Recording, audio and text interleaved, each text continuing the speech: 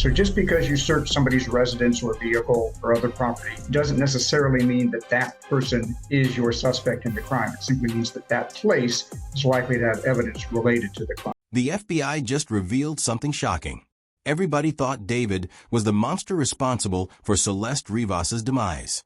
However, after raiding his home and now his vehicle, the whole scenario abruptly changed. He is not the murderer, according to the facts.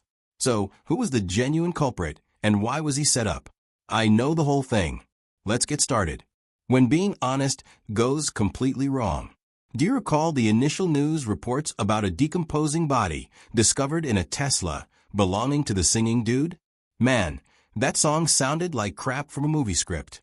However, when you're coping with such dire circumstances, real life is striking you differently. Huge development in the case involving singer David and the body found in his Tesla. Police have executed a search warrant searching the house he was apparently staying at and walking out with what may well be evidence. On a typical Monday morning, September 8th, 2025, the entire situation began when a few employees at this Hollywood establishment began to smell something really bad coming from this black Tesla Model 3 that had been sitting there for a few days.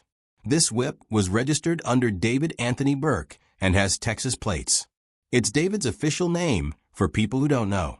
Before someone reported the automobile as abandoned and had it towed, it had been parked on a Hollywood Hill street for over 72 hours. Check this out now. Everything about this Tesla's abandonment was dubious right from the start.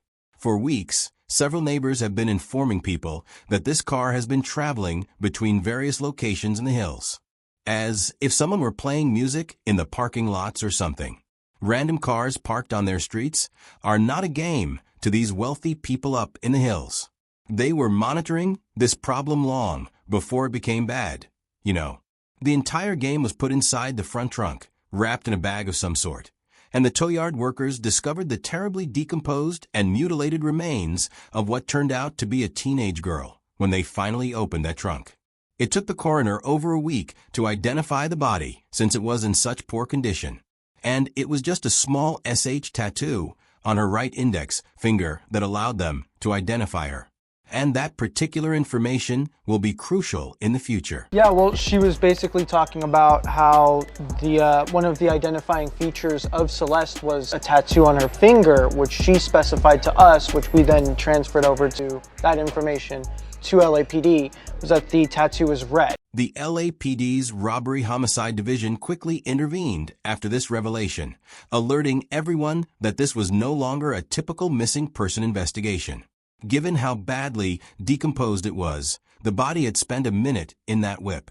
We were discussing weeks, possibly months, and that caused investigators to pose some very awkward queries regarding the circumstances surrounding this entire incident.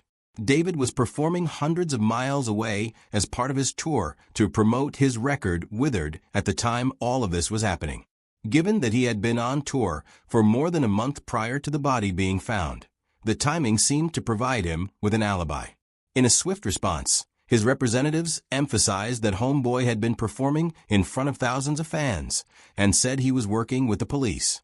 He was obviously unable to be involved in anything that occurred.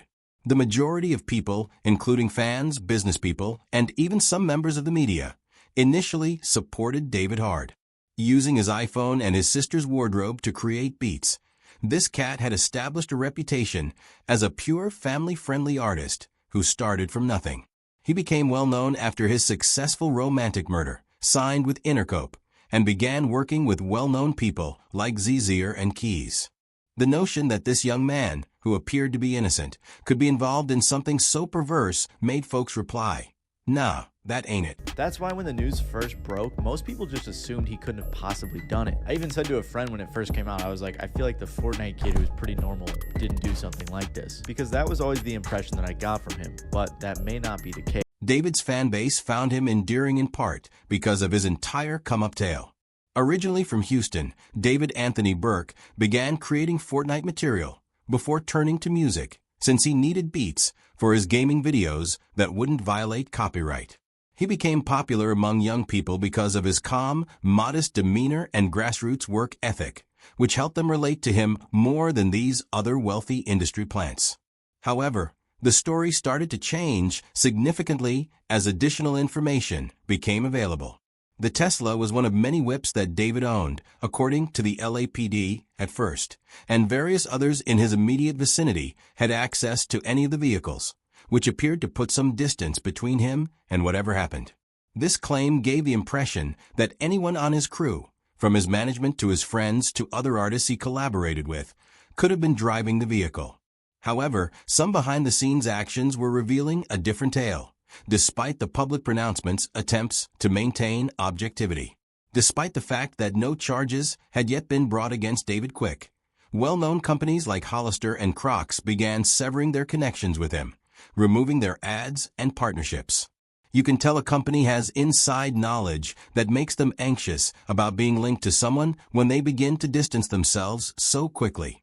The fact that TMZ located and spoke with the victim's mother was the true turning point. This woman gave information that the police had not yet made public. And after hearing her remarks, everyone's perspective on the matter was entirely altered. She confessed that her daughter had been seeing someone named David prior to her disappearance, which was shocking in addition to confirming that the shadow matched her daughter's. And also, and I think even more importantly, was that she mentioned that Celeste, at least she was under the impression that Celeste was dating a guy, David, and that she had hung out with him several times before, and that was the last time she saw him. Investigators were frantically piecing together a timeline after this revelation, which would ultimately uncover some really sinister material for which no one was ready. Celeste Rivas Hernandez, a 15-year-old from Lake Elsinore, California, was identified as the victim. She had been reported missing several times in 2024, with her most recent absence occurring in April, when she was just 14. Her body was found on September 8th, the day after what should have been her 15th birthday, which was a very unsettling coincidence. Her bones were discovered just one day after the young girl should have been celebrating, and she never even got to see the number 15. Because of the unfortunate timing, authorities questioned whether the occasion had any particular significance for the person who caused her ordeal.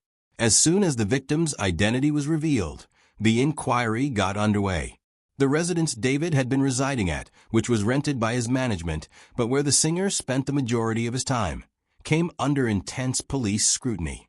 There were several concerns raised by the fact that this house was fewer than 100 feet from the location where the Tesla was abandoned. The place where that Tesla was disposed of was narrating itself. Knowledgeable thieves typically take great care to dispose of evidence distant from any location where it might be linked.